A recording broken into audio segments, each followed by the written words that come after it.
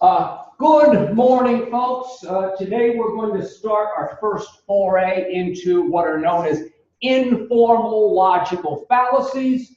We have already discussed a little bit of formal logic, and we discussed the concept of formal fallacies. Now recall that a formal fallacy is a structural error. A formal fallacy is a structural error. And that when we are analyzing deductive arguments for validity or invalidity, we are looking for if the structure will lead us to the conclusion if the premises are true. And if it's invalid, the conclusion does not necessarily follow from the premises. Remember that when we were doing deductive analysis, I told you to ignore the content because the content is irrelevant to whether or not the structure is valid or not. When we do informal fallacies, guess what we will be looking at?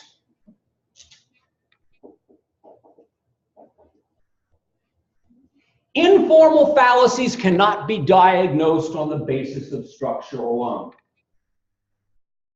We will be looking at the actual content of the argument, trying to distill what the arguer is arguing, and then figuring out if one of the informal fallacies have been committed.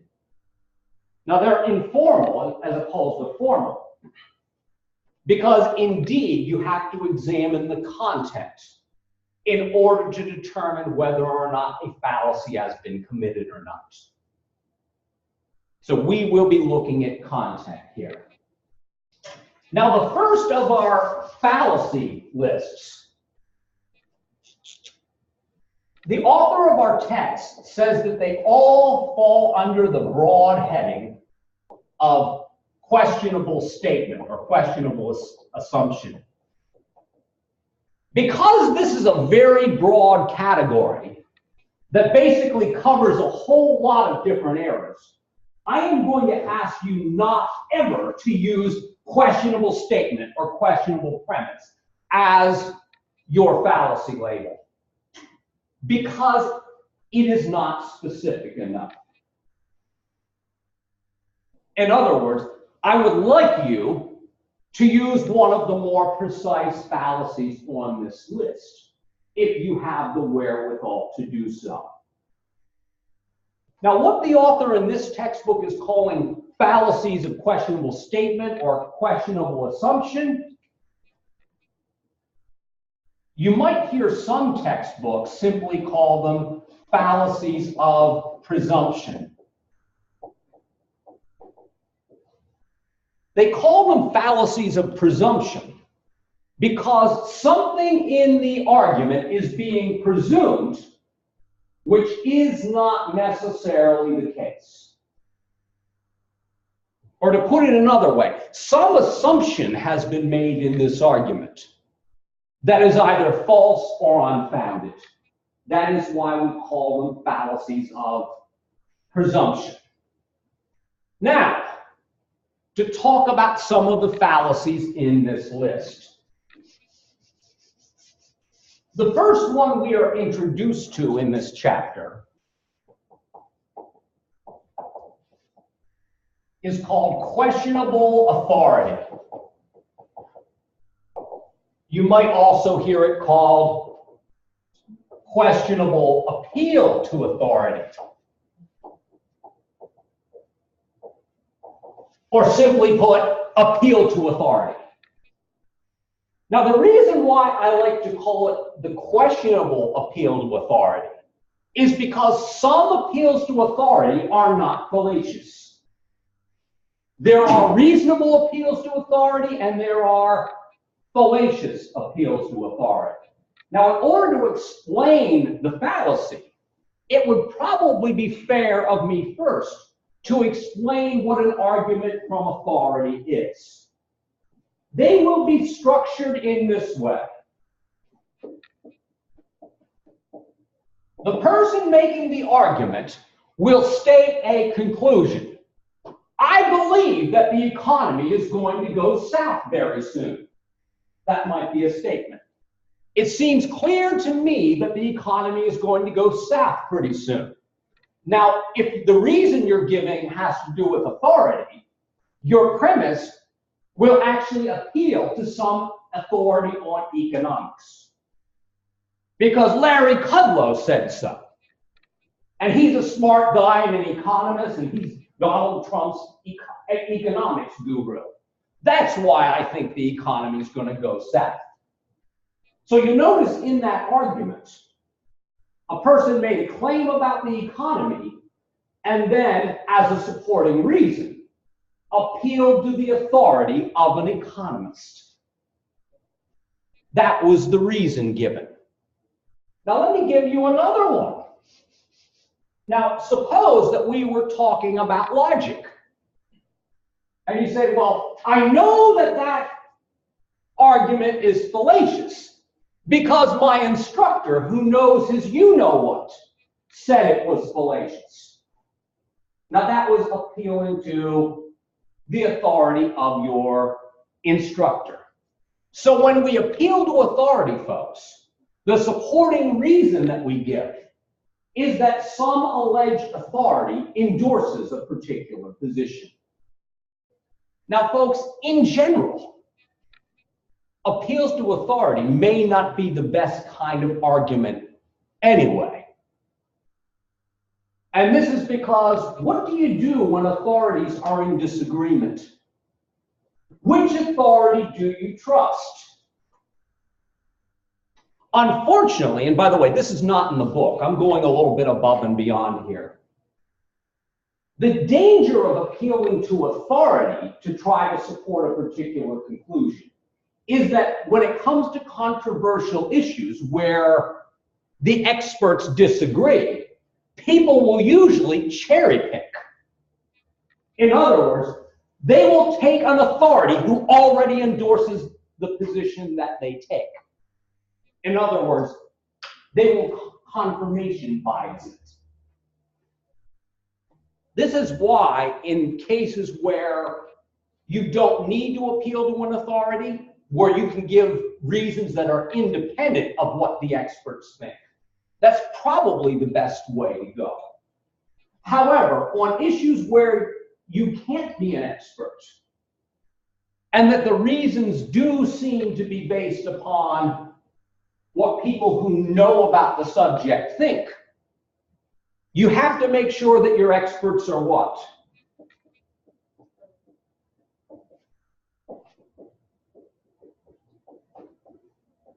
You should ask yourself, is the authority being appealed to, does that person have the relevant area of expertise? I've heard people make bad appeals to authority like this one. You know why I hold such and such position? Because so-and-so who has a PhD holds that view. And he's a smart guy. Well, simply because he's a smart guy with a PhD does not mean his area of expertise is relevant to the topic at hand. You would have to actually confirm whether that person's expertise is relevant or not. Oh, and by the way, when the experts disagree, who do you trust? Well, the author of the text puts it this way, and I think it's very nice. A good critical thinker does her best to get enough general knowledge about a wide variety of topics that she doesn't have to appeal to the experts as much. In other words, become well-rounded enough that you can be your own authority.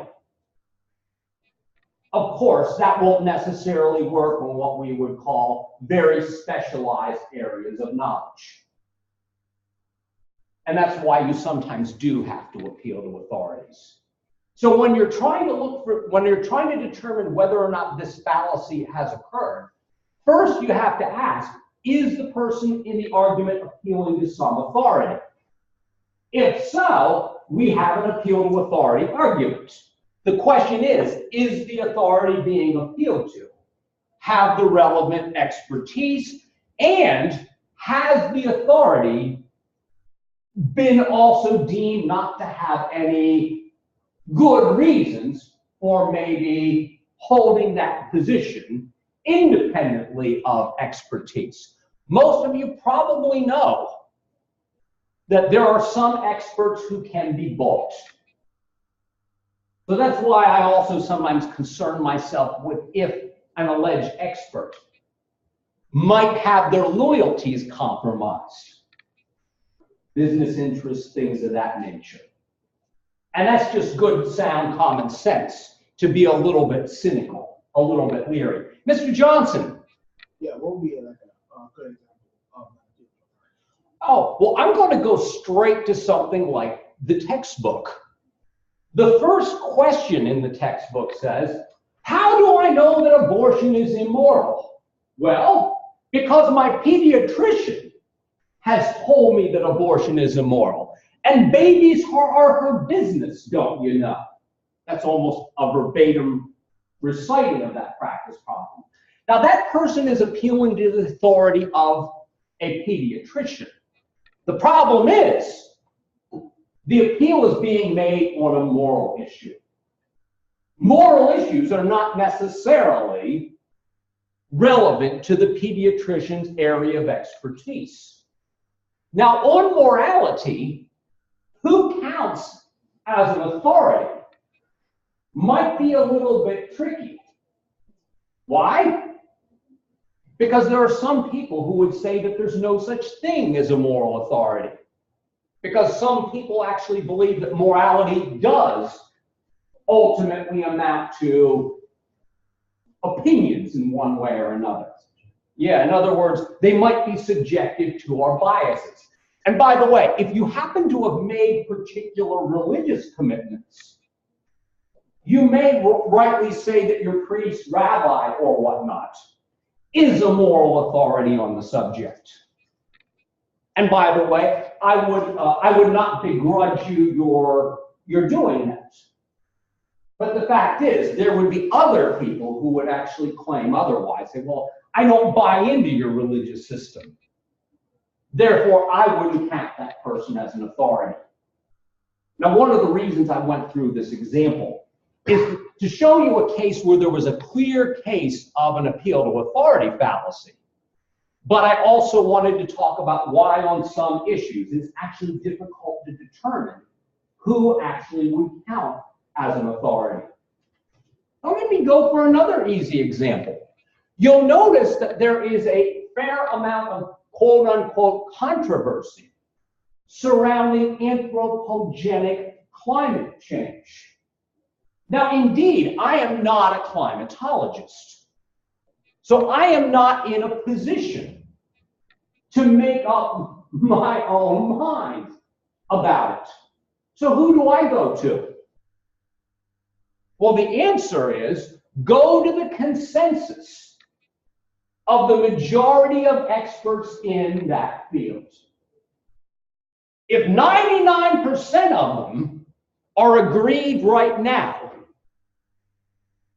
that climate change is likely due partly to anthropogenic causes, I would actually go with what the body of experts say, rather than a couple of cranks who have been bought by the oil and gas industry.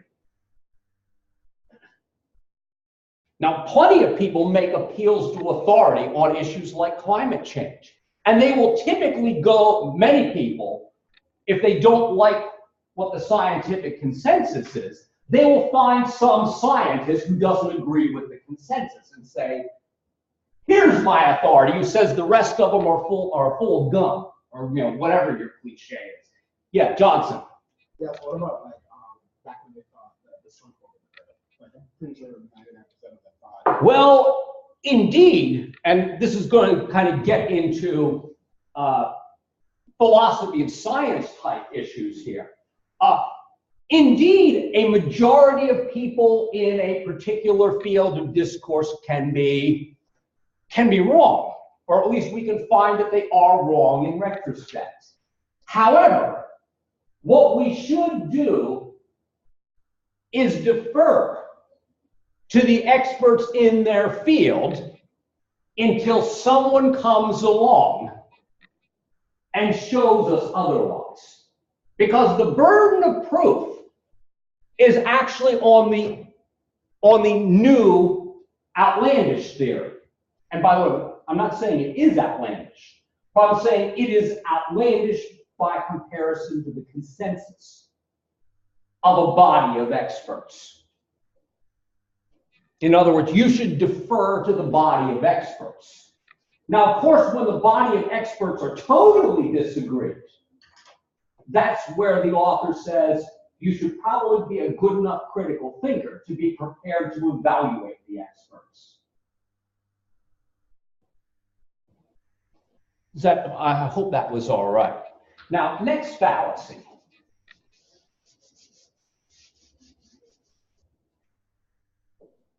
I'm not necessarily doing them in order. Many of you have probably heard of the fallacy called straw man. I sometimes simply call it a straw argument. Now, folks, the reason why the straw man is called a straw man is because it's a creative use of, what should I say, metaphorical language. A straw man, like a scarecrow, you can knock that down very easily, as opposed to an actual person who is standing there in opposition to you. That is why we call it the straw man. Now, whenever a person sets up a straw man, what they do is they set up a misrepresented or distorted version of an opponent's argument. When a straw man fallacy has been committed, an arguer sets up a misrepresented or distorted version of the opponent's argument. And then guess what he does? He'll say, see how stupid our opponents are? They hold this idiotic position. Well, the reason why it's a fallacy is because this is a dummy version of their argument. Their real argument is actually something else. So what they do is they set up a weaker version that you can quickly show to be ridiculous, but they've never actually addressed the real argument. Now, folks, straw arguments can be extremely effective rhetorically. In other words, they can be persuasive even though they are fallacious. Here's why. If the straw argument is at least relatively similar to the real opposing argument, the straw argument may actually be mistaken for their real argument. So it sounds like you're actually taking on the opposition, even if it's not their actual argument. Now, another reason why straw man fallacies can be extremely rhetorically effective is because if you hear the straw man repeated ad infinitum in the mass media, it's no wonder that you might think the straw argument is their real argument, simply because you hear it repeated over and over again. So this is why, in order to figure out whether or not a person has set up a straw man and is attacking that, you may have to do a little bit of background research to see if this is really the position that this person's opponent takes. Now, one little signpost for straw arguments is if a position seems too ridiculous for any rational being to believe, is probably a straw man. If a position seems too ridiculous or too silly for any rational person to believe, then it's quite probably a straw man and not the real opposing argument. Now, I'm going to go low-hanging fruit here for examples. Since the 1970s, straw man arguments have been made against the environmental movement.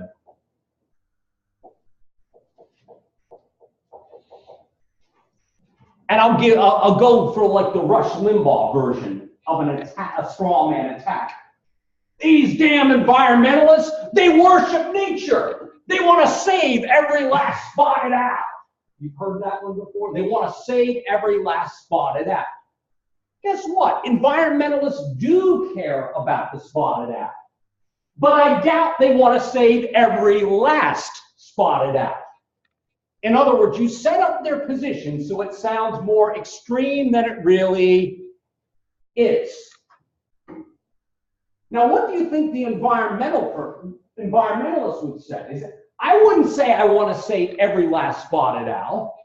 I just want to see to it that we also are concerned about the environment. Now, if you put the position that way, it seems what? Seems pretty moderate, seems pretty reasonable. But if you set it up to make them sound ridiculous and extreme, you can more easily, cast the argument aside.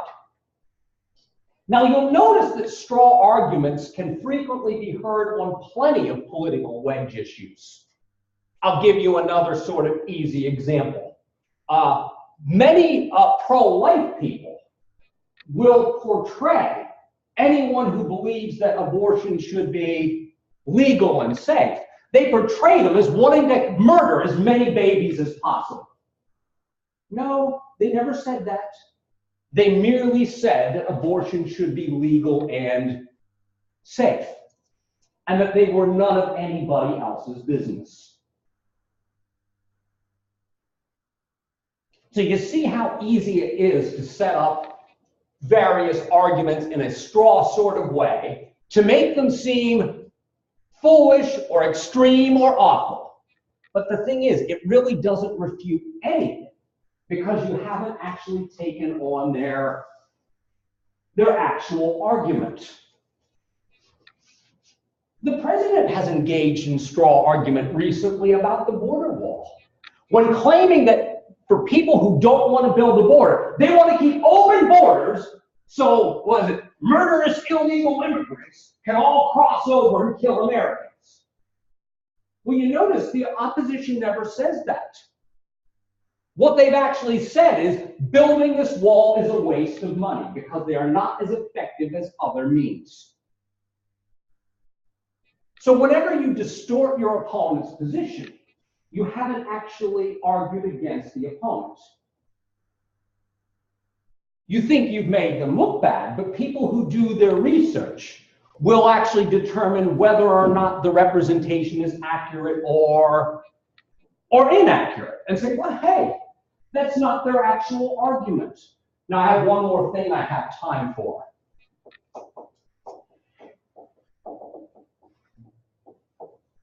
The false dilemma. Now, folks, the false dilemma sometimes also goes by the name the either-or fallacy. And I will admit I sometimes use these terms interchangeably. It's sometimes also called the black and white fallacy. If you've ever heard the phrase, you make it sound like everything is black and white, when in fact what? There are other nuances or other shades to this discussion too. A dilemma argument is when we argue this. It's P or it's Q. This looks like a formal structure we discussed. Remember, this is called a disjunct. It's P or it's Q. Now, the reason why there's also an informal fallacy related to this is because we have a questionable assumption if indeed a person portrays it as if there's only two options, but they forget what? What about R? We either build the wall or floods of illegal immigrants will come in and destroy our economy. Well, guess what? There might be other alternatives that have not been placed on the table. There may be other alternatives to the problem that have not been placed on the table. But when you frame it as if there's only two things, you have actually set up your listeners to think of it in terms of binary thinking. It's this or it's this. Well, what about other alternatives? False dilemmas can be even more rhetorically effective when one of the ors is a straw man. Because what you do is you set yourself up for P or Q, but this P thing is completely ridiculous. Therefore, it must be Q. Now, the only way you can tell if you have a false dilemma or not is if you analyze the content to determine whether or not there are additional alternatives, or even if this is a legitimate either or. Because if one side is a straw man, then you're actually misrepresenting the argument anyway. We will talk more about some of these other fallacies in the next lecture.